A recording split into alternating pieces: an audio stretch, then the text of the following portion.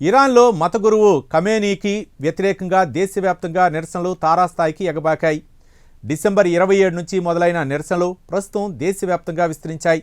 పెరిగిపోతున్న ధరలకు నిరసనగా వ్యాపారులు రోడ్డెక్కి ప్రభుత్వానికి నిరసన తెలిపారు.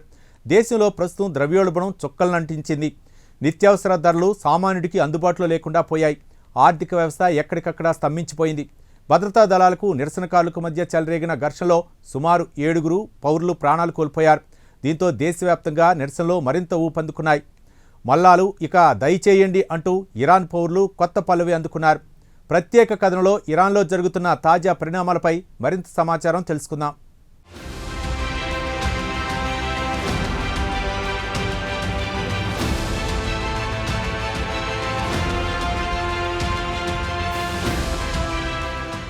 ఇరాన్ ప్రభుత్వం తమ పౌరుల కనీస అవసరాలను తీర్చలేకపోతోంది. నిత్యావసర ధరలు చుక్కలనంటాయి. ద్రవ్యోల్బణం ఏకంగా 50% దాటిపోయిందంటే పరిస్థితులు ఎలా ఉన్నాయో తేలిగ్గానే ఊహించుకోవచ్చు. దేశ ఆర్థిక వ్యవస్థ కుప్పకూలింది. అమెరికాతో పాటు పాశ్చాత్య దేశాలు ఇరాన్పై ఆర్థిక పరమైన ఆంక్షలు విధించడంతో ఇరాన్ ఉక్కిరిబిక్కిరి అవుతోంది. డాలర్ మారకంతో స్థానిక ఇరాన్ కరెన్సీ విలువ పాతాళానికి పడిపోయింది. $1 కొనుగోలు చేయాలంటే 14 లక్షల రియాల్స్ చెల్లించాలంటే పరిస్థితి ఏ స్థాయికి దిగజారిందో ఊహించుకోవచ్చు. ఇండియాలో డాలర్ మారకంతో రూపాయి 90కి పడిపోతోందంటే రిజర్వ్ బ్యాంక్ గవర్నర్తో పాటు ఫైనాన్స్ మినిస్ట్రీ వణికిపోతోంది. అదే ఇరాన్లోని ముల్లాలకు మాత్రం చీమ కుట్టినట్లు కూడా ఉండదు. టెహ్రాన్లో కరెన్సీకి విలువ పూర్తిగా క్షీణించిందంటే ఇక వ్యాపారులు కూడా చేయాల్సింది కూడా ఏముండదు. దీంతో వ్యాపారులు రోడ్డెక్కి తమ నిరసన గలం విప్పారు. దేశంలో ఒకవైపు ఆర్థిక వ్యవస్థ పూర్తిగా చితికిపోయింది. కాస్ట్ ఆఫ్ లివింగ్ అంటే జీవన వ్యయం విపరీతంగా పెరిగిపోవడంతో ప్రజలు విసిగిపోయి ఖమేనీ ప్రభుత్వానికి వ్యతిరేకంగా రోడ్డెక్కి నిరసన గలం విప్పుతున్నారు.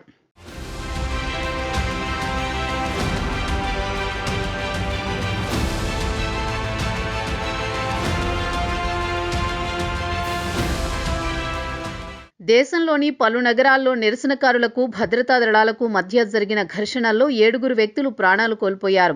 ఇక ప్రభుత్వం కూడా నిరసనకారులపై ఉక్కుపాదం మోపుతోంది. Iran supreme leader Ayatollah Ali Khamenei నిరసనకారులను అణచివేయాలని ఆదేశించారు. నిరసన తెలుపుతున్న వారిని ఇరాన్ పోలీసులు 30 మంది వరకు పశ్చిమ టెహ్రాన్లో అరెస్ట్ చేశారు. శాంతి భద్రతలకు ఆటంకం కలిగిస్తున్నారని వారిని అదుపులోకి తీసుకున్నారు. ఇక ఇరాన్ సోషల్ మీడియాలో నిరసనకారులు పెద్ద ఎత్తున నినాదాలు ఇచ్చిన వీడియో చక్కర్లు కొడుతున్నాయి. వారి నినాదాల విషయానికొస్తే దేశం నుంచి ముల్లాలను తరిమే వరకు మన మాతృదేశానికి మోక్షం లభించదు, ముందు ముల్లాలను ఇరాన్ నుంచి తరిమేయాలని నిరసనకారులు పెద్ద ఎత్తున నినాదాలు చేస్తున్న వీడియోలు ప్రస్తుతం సోషల్ మీడియాలో హల్చల్ చేస్తున్నాయి.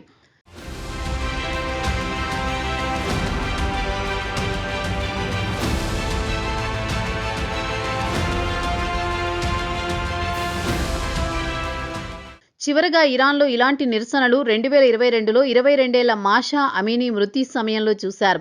హిజాబ్ సరిగా ధరించలేదని అమీనీని పోలీసులు అరెస్ట్ చేసి పోలీసు కస్టడీలోనే చిత్రహింసలు పెట్టి చంపేసిన తర్వాత యావత్ దేశం భగ్గుమంది. కొన్ని నెలల పాటు ఇరాన్ అట్టుడికిపోయింది. ఖమేనీ ప్రభుత్వం నిరసనకారులను ఉక్కుపాదంతో అణచివేసింది. తాజాగా మరోమారు దేశంలో నిత్యావసర ధరలు సామాన్యుడికి కాదు కదా సంపన్నుడికి కూడా అందుబాటులో లేకుండా పోవడంతో ప్రజలు ప్రభుత్వానికి వ్యతిరేకంగా రోడ్డెక్కారు.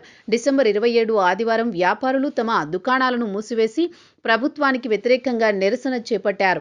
ధరలు పెరిగిపోవడంతో పాటు ఆర్థిక వ్యవస్థ స్తంభించిపోయిందని వారు ప్రభుత్వానికి తమ నిరసనను తెలిపారు.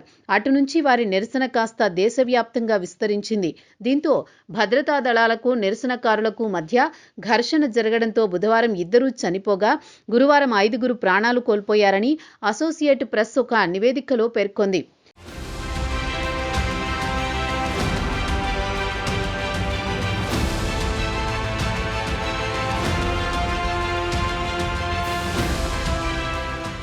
ఇరాన్లోని లోరెస్టన్ ప్రావిన్స్లో హింసాత్మక ఘటనలు చోటు చేసుకున్నాయి. సిగ్గులేని ప్రభుత్వం అంటూ ప్రజలు నినాదాలు చేశారు. నిరసనకారులు ప్రభుత్వ భవనాలపై రాళ్లు రువ్వారు. అలాగే ప్రొవిన్షియల్ గవర్నర్ కార్యాలయంపై కూడా దాడులు చేశారు. నిరసనకారులను చెడగొట్టడానికి పోలీసులు బాష్పవాయువు ప్రయోగించారు. కాగా నిరసనకారుల దాడుల్లో ప్రభుత్వ భవనాలు ధ్వంసమయ్యాయని, ఈ ఘటనకు సంబంధించి పలువురు రింగ్ లీడర్స్ను అరెస్ట్ చేశామని పోలీసులు చెప్పారు. అయితే నిరసనకారులపై పోలీసులు విచక్షణారహితంగా కాల్పులు జరుపుతున్నారని మీడియాలో వార్తలు వస్తున్నాయి. టెహ్రాన్కు 400 కిలోమీటర్ల దూరంలో కౌహాస్ట్ అనే నగరంలో నిరసనలు తారాస్థాయికి చేరుకున్నాయి. స్థానిక ప్రాసిక్యూటర్ కాజేం నజారీ నగరంలో 20 మందిని అరెస్ట్ చేసిన తర్వాత పరిస్థితులు సాధారణ స్థితికి చేరుకున్నాయన్నారు.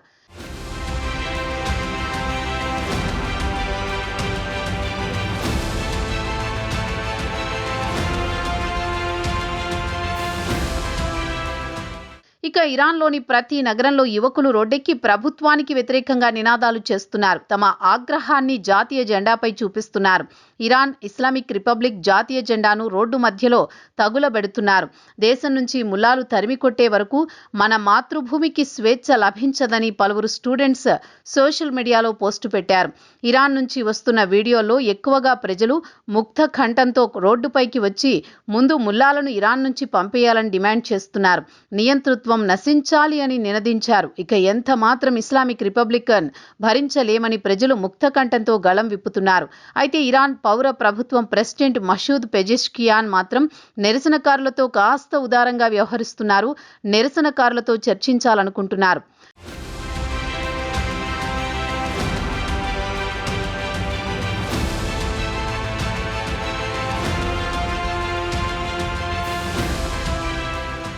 నిరసనకారులను ముందుగా శాంతి భద్రతలకు విఘాతం కలిగించకండని కోరారు. నిరసనకారులు న్యాయమైన డిమాండ్ను పరిష్కరించడానికి సిద్ధంగా ఉన్నామని భరోసా కల్పించడానికి ప్రయత్నించారు. ఆర్థిక వ్యవస్థను మెరుగుపరచడానికి ప్రభుత్వం కృషి చేస్తుందని హామీ ఇచ్చారు. ఇస్లామిక్ రిపబ్లిక్ కోణంలో చూస్తే ప్రజల జీవనోపాధి సమస్యను పరిష్కరించకపోతే మనం నరకానికి పోతామని ఇరాన్ ప్రెసిడెంట్ పెజెష్కియాన్ ప్రభుత్వ టెలివిజన్ కార్యక్రమంలో మాట్లాడుతూ చెప్పారు. ప్రస్తుతం ఇరాన్ ఆర్థిక వ్యవస్థ దారుణంగా క్షీణించిందని అంగీకరించారు. $1 14 లక్షల రియాల్స్కు చేరినందున తాను కూడా పెద్దగా ఏమీ చేయలేనని ఇరాన్ ప్రెసిడెంట్ అంగీకరించారు. ఇక డిసెంబర్ ద్రవ్యోల్బణం ఏడాది ప్రాతిపదికన చూస్తే 52% ఎగబాకిందని స్టాటిస్టికల్ సెంటర్ ఆఫ్ ఇరాన్ ఒక ప్రకటనలో వెల్లడించింది.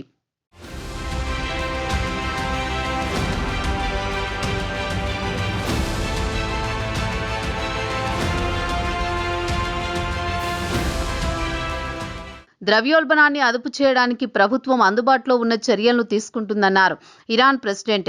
అయితే పరిస్థితులను అనుకూలంగా మార్చుకుని బ్లాక్ మార్కెట్కు పాల్పడే వారిపై కఠిన చర్యలు తప్పవని అధికారులు హెచ్చరించారు. ఇరాన్ మీడియా కవరేజీ కూడా భిన్నంగా ఉంది.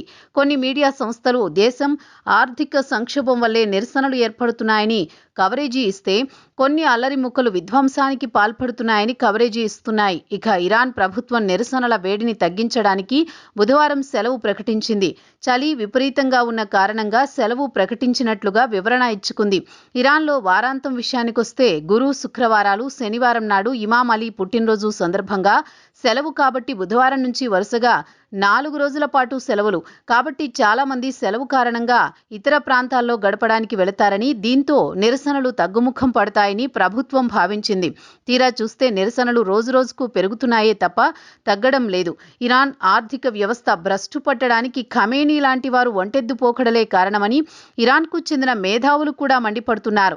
ప్రస్తుత పరిస్థితుల్లో దేశ ఆర్థిక వ్యవస్థను చక్కదిద్దడం అసాధ్యం. అమెరికాతో పాటు పాశ్చాత్య దేశాలు ఇరాన్పై ఆంక్షలు కొనసాగినంత కాలం ఇరాన్ ఆర్థికంగా పుంజుకోవడం సాధ్యమయ్యే పని కాదని ఇరాన్ మేధావులు అభిప్రాయపడుతున్నారు. మరి ఆర్థిక వ్యవస్థను Iran supreme leader Ali Khamenei ఎలా గాడిన పెడతారో వేచి చూద్దామంటున్నారు ఇరాన్ ఆర్థికవేత్తలు.